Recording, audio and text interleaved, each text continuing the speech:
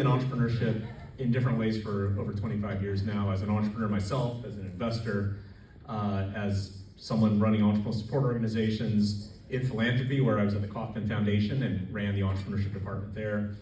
And one of the things that happened, and I got into entrepreneurship because my parents started a business just to be able to afford to put me and my sister through college. So it's a very personal thing for me, and I've seen the impact of it on people's lives.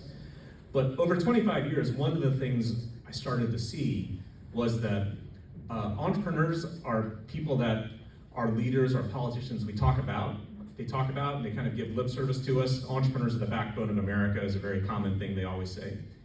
and then nothing happens, right? Entrepreneurs are usually kind of left aside. We're not front and center in the American discussion, and it's a problem now.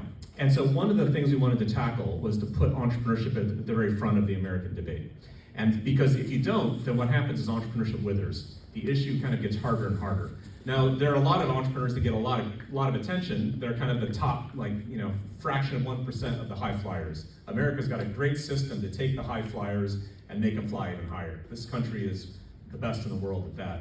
But what happens to everybody else, the 99% plus that haven't reached escape velocity, haven't really taken off? Well, the system is much harder, and all the research and the data shows that it's actually harder in this country than it has. The Wall Street Journal just 2 months ago had a national poll, and they found that 65% of Americans say it's harder to start a business today than it was in their parents' generation. Only 17% of Americans say it's easier. So it's 65 to 17. There's a sense that the system's just stacked against us and making it harder. And so Right to Start was started with this idea that we need to strengthen entrepreneurship across the country. We need to lift up the voices of entrepreneurs everywhere. And so in 5 years, we've been at it, and we have touched all 50